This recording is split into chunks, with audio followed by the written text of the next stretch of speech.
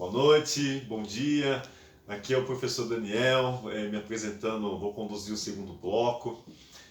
Vou continuar aqui a conversa com o professor Denis, me apresentar antes, né, de falar com o Denis. Eu sou professor de História, já trabalhei na rede pública, trabalho na rede de ensino nas escolas particulares ou privadas, como a gente fala em São Paulo. E já estou lecionando há 12 anos e trabalho, né, como eu estava conversando aqui com o Denis antes, trabalhamos na linha de frente, né, uma das inúmeras linhas de frente desse Brasil profundo, como eu chamo, né, as assistentes sociais, professores, enfermeiros, técnicos de enfermagem.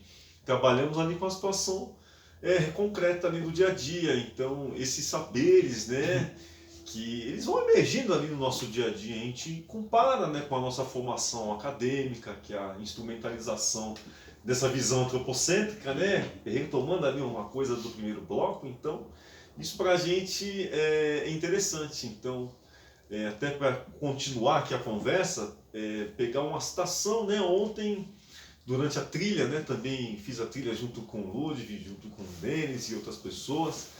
Foi interessante que em um momento tinha uma árvore quebrada. E até eu chamei o Ludwig e falei, Ludwig, olha isso aqui. Uma árvore que aparentemente, na percepção do mundo ocidental, seria um objeto, né? Passaríamos por aquilo, e aquilo é um objeto, né, que a gente identifica como árvore quebrada. Não tem uma árvore morta, né? Não tem mais vida, mas pelo contrário, da parte quebrada brotava vida. Você vê que analisando ali, eu parei aquilo ali quebrou com um paradigma, né, que é essencial, com a ideia de ser, né, porque o mundo ocidental cria a ideia de ser, né, que é a visão antropocêntrica, ela tá lá na base dos gregos, né, ser retomada depois na modernidade, né, se ramifica em vários saberes.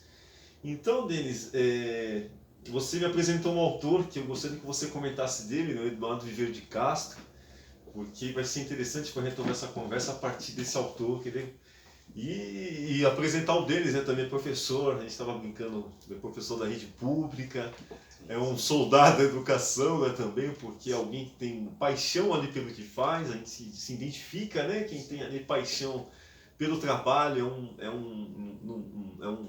é uma ação espetacular, né, ser educador, trabalhar como professor, Sim, com essa juventude, na formação. E ensinar, né? Isso que a gente está aqui conversando, não é, Denis? A gente acaba no dia a dia tendo essa prática, né? compartilhando, exatamente. É isso aí, né? A questão, né? Essa questão que a gente está discutindo, né? Que é a questão da longa duração da visão antropocêntrica que nós temos do mundo, né? A nossa cultura em particular, né? Essa cultura é uma cultura que é um dos rios que alimentam o capitalismo contemporâneo, né, na sua fase mais destrutiva.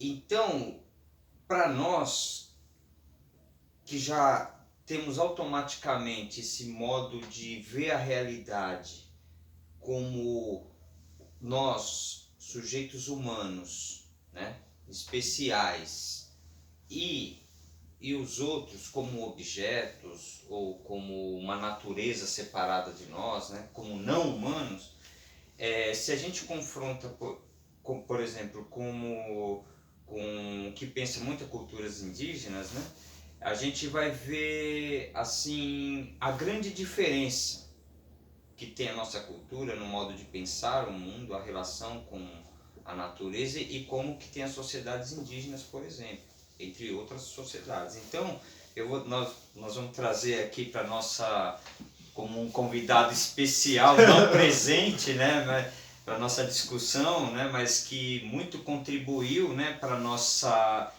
o desenvolvimento da antropologia contemporânea, né, que é o antropólogo Eduardo Viveiro de Castro, né, que foi um dos teóricos que desenvolveu a teoria do perspectivismo ameríndio, para poder tentar fazer com que a antropologia pudesse se aproximar ao máximo possível do ponto de vista indígena, de como os indígenas pensam a si mesmos e pensam a sua relação com a natureza, com as florestas, com o mundo. O que é mundo para o indígena? O que é conhecer para o indígena, né? Então, ele, juntamente com outros grandes antropólogos, né, que desenvolveram esse novo olhar da antropologia em relação à pesquisa de outras culturas, outras sociedades, desenvolveram uma teoria para tentar entender melhor esse outro que por nós, né, pela nossa cultura, sempre foi invisibilizado, né, e considerado terra nullius, né, para fazer aqui referência ao grande historiador brasileiro João Monteiro, né, que escreveu Negros da Terra, né? Então, eu vou fazer então uma citação para vocês acompanharem aqui o que significa dizer quando a nossa cultura é uma cultura antropocêntrica, né? Quando comparada com a cultura indígena. Então, citando o autor,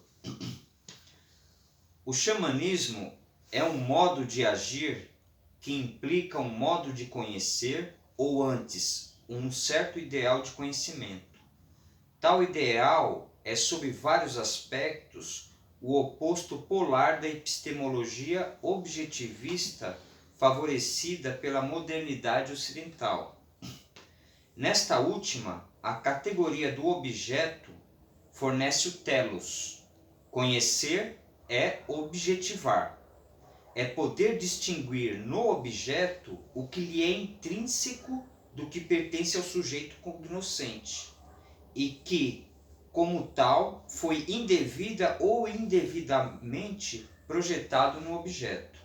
Conhecer, assim, é dessubjetivar, explicitar a parte do sujeito presente no objeto, de modo a reduzi-la ao mínimo ideal. Os sujeitos, tanto quanto os objetos, são vistos como resultantes de processos de objetivação.